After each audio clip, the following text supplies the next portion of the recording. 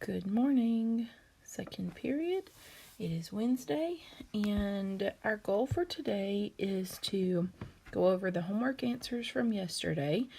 12 of you submitted answers, and I would say one or two of them were okay, and one or two were kind of iffy. All right, so we want to go over those three just to make sure we're clear.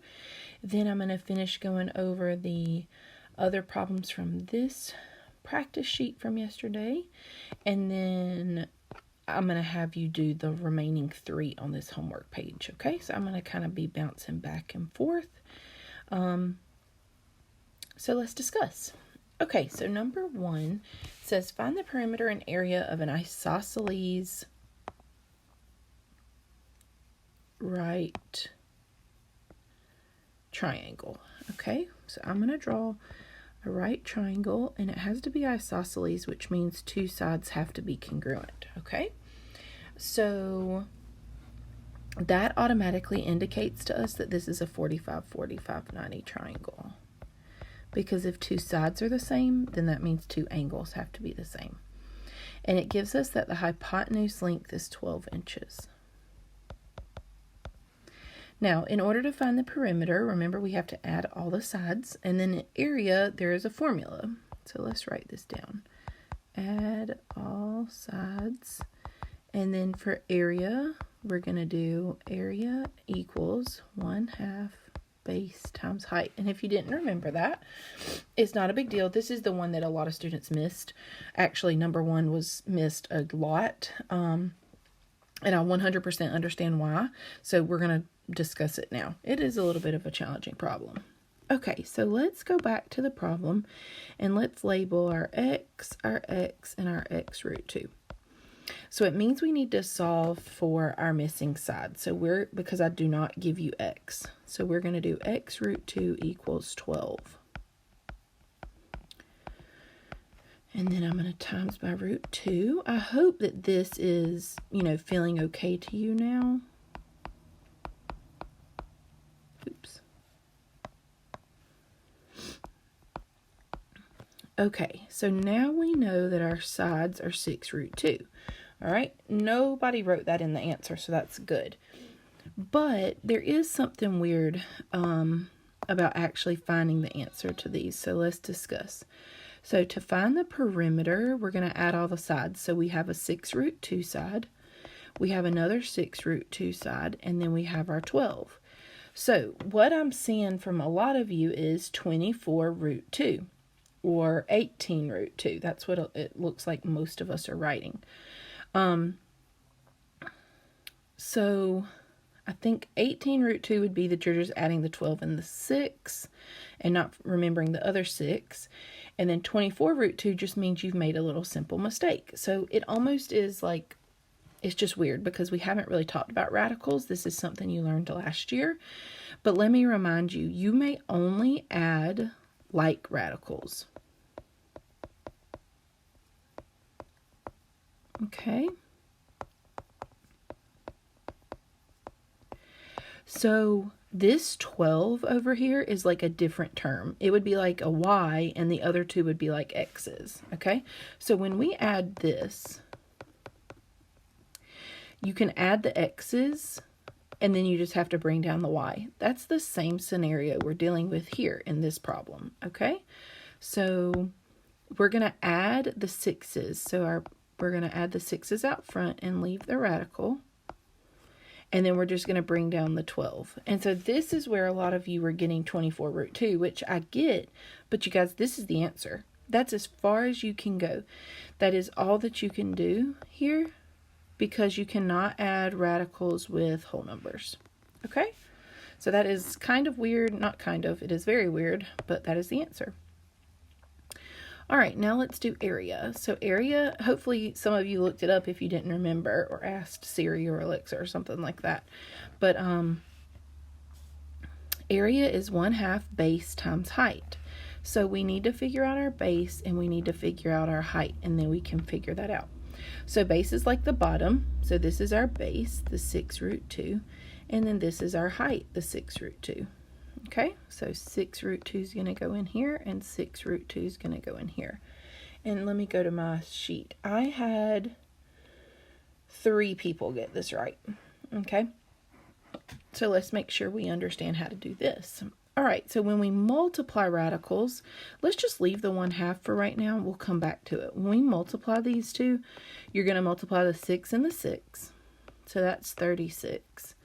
And then the root 2 times the root 2, you're going to multiply those. So you can multiply whole number times whole number and radical times radical. And root 2 times root 2 is root 4, and root 4 is 2. Okay, and so then 36 times 2 is 72. And now we're going to take half of it, which is 36.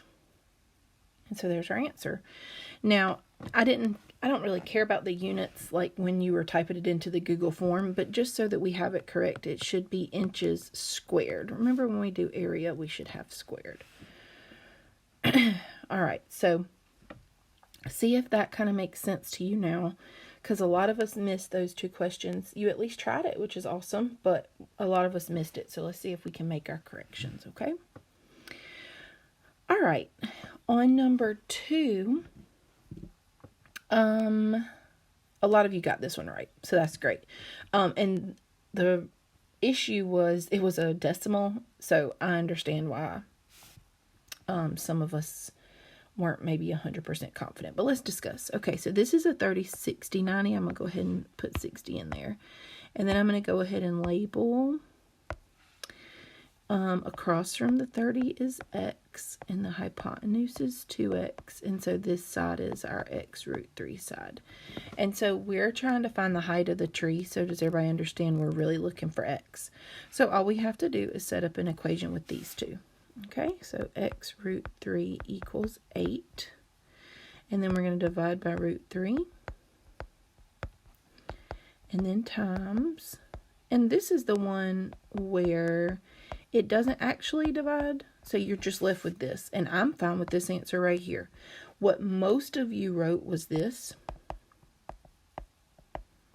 And that's fine. I mean, that does equal that, but I just think it looks a little better to leave it in fraction form as opposed to, oops, I put root 2 instead of root 3, sorry. Either of those are fine, okay?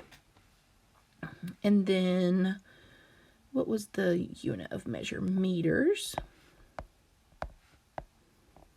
And then some of you even approximated, and it's because that's what the directions said, although in the video I said don't worry about it. So I'm literally just typing it in the calculator really quickly. And you get approximately 4.6 meters. And I had one person put that. I had one person put 4.3, so just slightly off there. But so any of these 3 would be acceptable. Okay? So nice. That one was not bad at all. And a lot of you got that one correct, which is great. All right, so the next one is talking about a yield sign. And if you don't know about a yield sign, it's an equilateral triangle. And we talked about that yesterday. So I'm going to draw the equilateral triangle. And one of the lengths of one side is 34. Now, because it's equilateral, that really means all of them are 34, right? And it wants to know the height of the sign, which is straight down. It's like the altitude, which means it's a right angle, and that's what we're looking for. Okay, so what kind of triangle is this? Well, because it's equilateral, that means all of the angles and the sides are equal, so these are all 60 degrees. But then once we drop this perpendicular, it cuts it in half, so those are 30. And so if I want to redraw this, it's a 30, 60, 90 triangle. And this is 34. And then we can divide 34 by 2 to get 17 down here. Okay? And so we're trying to find this side here. All right, let's label it. So across from the 30 is x. The hypotenuse is 2x. And this side is x root 3. So did I give you x? The answer is yes. Technically, I did not. I gave you 2x, but I think most of us figured out that x is 17. And so then we can just plug it right in. And the height of the sign is 17 root 3. And then what's the unit? Inches. And most of us got that. Let's see, 1, 4, 5, 6, 7 of us. So about half of us. Some of us put plain 17, but that would be the base. So make sure you're clear on that. Some of us put 34. That is not the height. Remember, the height is straight up and down. So I think you were getting confused that that was the slant height. Okay, we want it to be straight up and down. So the actual height in the middle. Okay, so that goes over those 3 answers. So let's go over some more problems. And then I will let you finish these 3. So tonight or this afternoon, 3, 5, and 6 will be what you do tonight or today. Okay. Okay, so let's look at some other types of questions. So I'll do 4 more and then we'll be done, okay? I'm going to have a sip of water. Okay, for number 2, it says the area of a square. Oh, and you guys, I'm sorry, before I do this, I erased the stuff from yesterday because I took up too much room. So if you need to look at the problems from yesterday, just go to yesterday's video, okay? All right, number 2 says the area of a square. So I'm going to draw a square.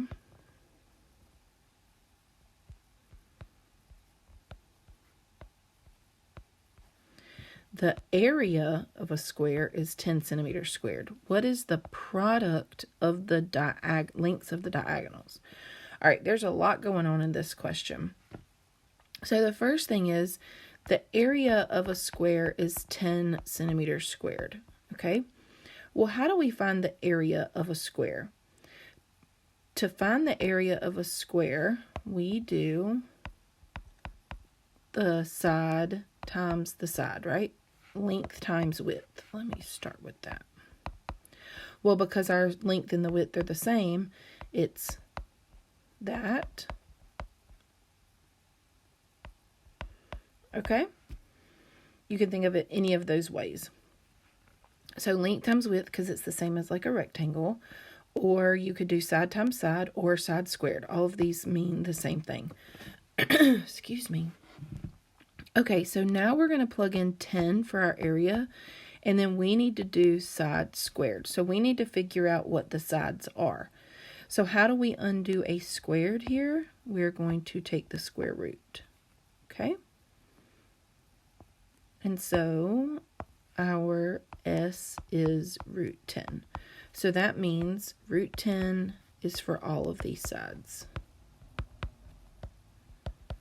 And you could check yourself. Is root 10 times root 10, if we times those two, does it give me 10 centimeters?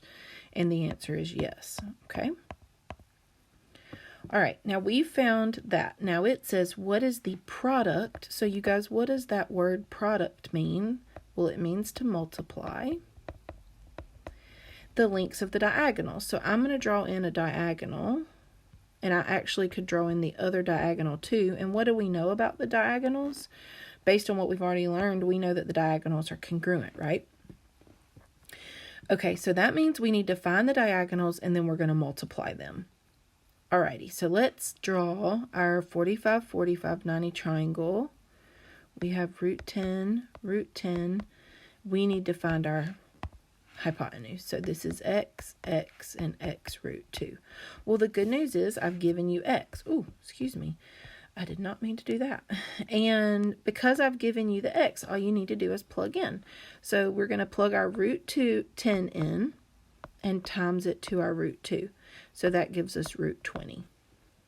Okay? So now we have our hypotenuse, but the question is, what is the product of the lengths of the diagonals? So that means we're going to take one diagonal and we're going to times it to the other diagonal. Remember, we know that they're congruent. And then we can use our shortcut. Any root times itself equals that number without the root. Or if you want to go ahead and multiply them, you can. 20 times 20 is 400, and then the square root of 400 is a perfect square of 20 centimeters.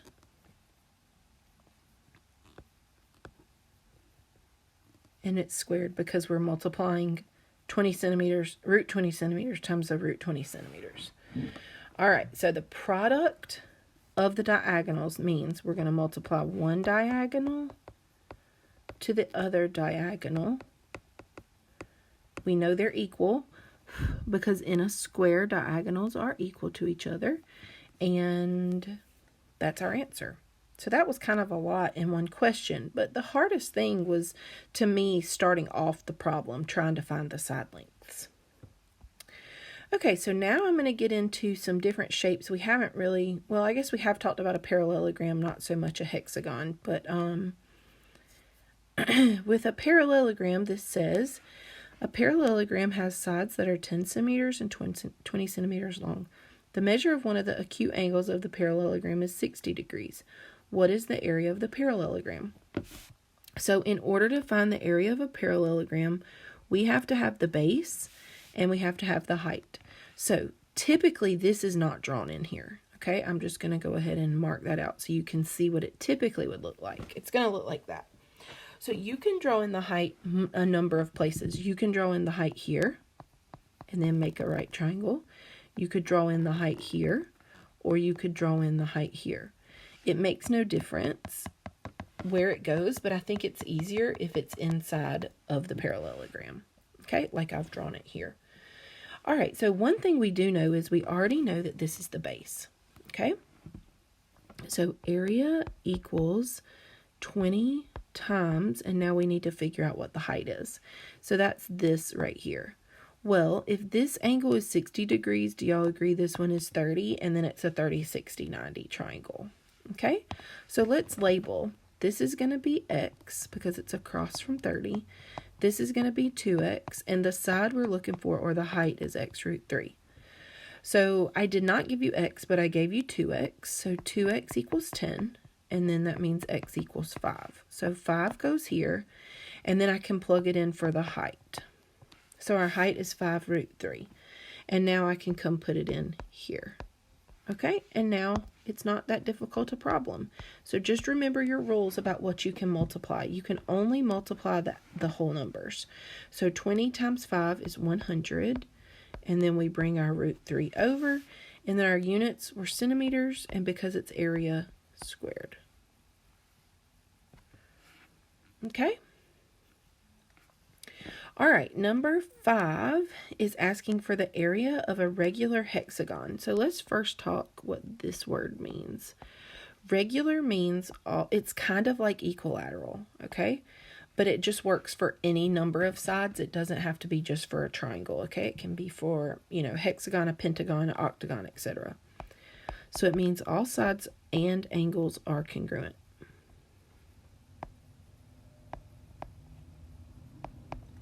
Okay, and it says with sides that are 10 units long. So that means I can put 10 here, 10 here, 10 here, 10 here, 10, and 10. Now, a hexagon has 6 sides, right? So 1, 2, 3, 4, 5, 6. All right, and then we also know that each of these triangles are equilateral triangles, okay? So if this is 10, then this would be 10 and 10 and 10 around, etc. Okay? Like that. So then that means these are 60, 60, 60 triangles. Okay? All the way around, I could do that same exact thing. Because of that, we're able to then drop this height down, which is called the apothem. I'll write that down in just a second. And then we form 30, 60, 90 triangles. Okay? So the way that we're going to, this is one way, you guys. I always debate year to year whether to use this formula or use a different one. I've done it both ways. I just think this one is the easiest. So we're going to do, let's write down what each of these letters represent. So this is the apothem, which is like the height of the triangle in the hexagon. And then the P stands for perimeter. And then we divide those by 2 after we multiply them. So area equals, we need to find the apothem, but we already know the perimeter. Okay, so I'm going to do apothem We know the perimeter. The perimeter means we just add all the sides. So 10, 20, 30, 40, 50, 60. So 60 units long, and then we'll divide it by 2. Okay, so I've already kind of made a mess of this picture, so I'm going to redraw the triangle over here. Now I'm just going to do this little bitty triangle right here. Okay, now we know that the hypotenuse is 10, and how much would the base be right here? If this whole thing was 10, then this is going to be 5, okay? And then the 60 degrees in this goes in this corner, so that means 30 goes in here because we've cut it in half, okay? And now we can label our sides. Across from 30 is x, the hypotenuse is 2x, and that, you know, checks out. So if 2x is 10, 1x would be 5. And so the height that we're looking for is going to be our x root 3. So we just need to plug it in. Since we know our 5, we just plug it in and we have 5 root 3. That is basically the height of this triangle, which is then the apothem of the hexagon. Okay, so I'm going to plug in 5 root 3 here. And so now I'm going to multiply these. Remember our multiplication rules. So I really can only multiply the 60 and the 5. Okay, so the 60 and the 5 can multiply together, which will give me what? 300. I'm going to bring the root 3 over, and then I'm going to divide by 2. And here when I divide, I honestly can only divide those. So 300 divided by 2 is 150, and then I have my root 3. And then we didn't know the units, so it's u squared. Okay, so it looks and seems a lot more complicated, but honestly, really the only thing you have to do is find the apothem, which is this height right here. Okay, and honestly, you could have put the apothem here. You could have put it here. You could have put it with any of the triangles. I just typically use the one that's at the very bottom because it's perfectly straight up and down, the apothem. And then you find the perimeter, which is the side length times 6. Or add all those up, and then you're going to plug it into the formula. Okay? All right, let's keep on keeping on. I think that those two, you know, just look the most unfamiliar to us. But if you don't let it overwhelm you, just think about what we do know, then I think it's not too bad. Okay, let's look at number 6. No, we did 6 and 7. Let's look at number 8. Excuse me. All right, it says if segment AB has a length of 20 units, what is the radius of the circle with center O? So you guys, just to remind you, the radius goes from the center out to the circle. Okay? So it could be O to A, that's a radius. It could also be O to B, that's also a radius. And then O to this, all of these are radii. Okay? So all radii are equal in a circle. Okay? So I just gave you a really big hint. Because AO is a radius and OB is a radius, then we know that this is a certain kind of triangle. So this triangle, if I redraw it like this is 20. If these are congruent because they're both radii, then that means it's a 45, 45, 90 triangle. Okay, does that kind of make sense? So all radii are the same length because it goes from the center out to that point. Center out to that point. So they're congruent, so therefore it's an isosceles triangle. So x, x, and x root 2. And so we just need to solve our equation. Okay, so I'm going to, because I did not give you x, so I'm going to do x root 2 equals 20.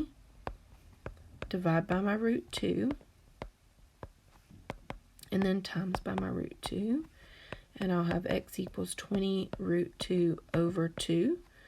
And then remember that is 10 root 2. It's going to be this side and this side. And is that all that we needed? Is that enough information? And let's make sure we read it again. It says, if segment AB has a length of 20, what is the radius? And so both of these, AO and OB, are both radii. So that's your answer.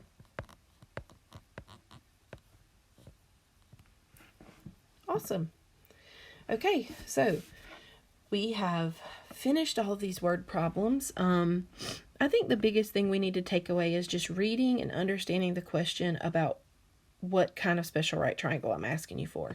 Is it 45, 45, 90, or is it 30, 60, 90? Number 8 was a little tricky because I didn't really tell you. You had to understand a little bit about radii to be able to do so. Okay? All right, and I guess the real big thing I want to remind you of are your radical rules. Let's just do, let me do a couple, like another example or two just to refresh your memory. Okay. So just to refresh your memory, in order to add, you have to have like radicals. So if I do this,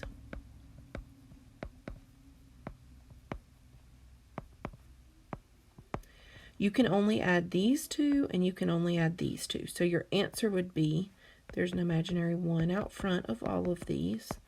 So your answer would be this. Does that kind of make sense? All right. Or you could have, let me give another one. This is what happened on the homework. So the 15 you cannot add. You can only add the numbers out front. Okay, so it would be 2 root 2, and then you just bring the 15 down. All right. To multiply radicals, let's see if I have room to kind of squeeze this in. Okay, so to multiply, it's not as strict, but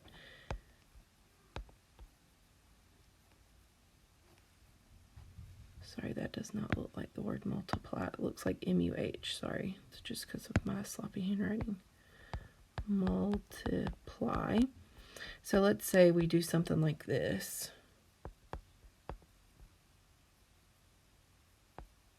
Okay, so you're going to multiply the outside numbers, which would be 30, and then you're going to multiply the radicals. So that would be root 10. And then just see if it can simplify. Okay. Or here's another example. If we want to have like a whole number times a radical, then you would just multiply the 10 and the 5 and then bring the radical 2 down. Okay? So that's just a little review of what you learned last year with radicals. So now I want you to try these 3 problems, please. 3, 5, and 6. And I have a form for you to fill those out. And make sure on number 5 you understand it's asking 2 things. You're going to find the height and then the hypotenuse. Okay? All right.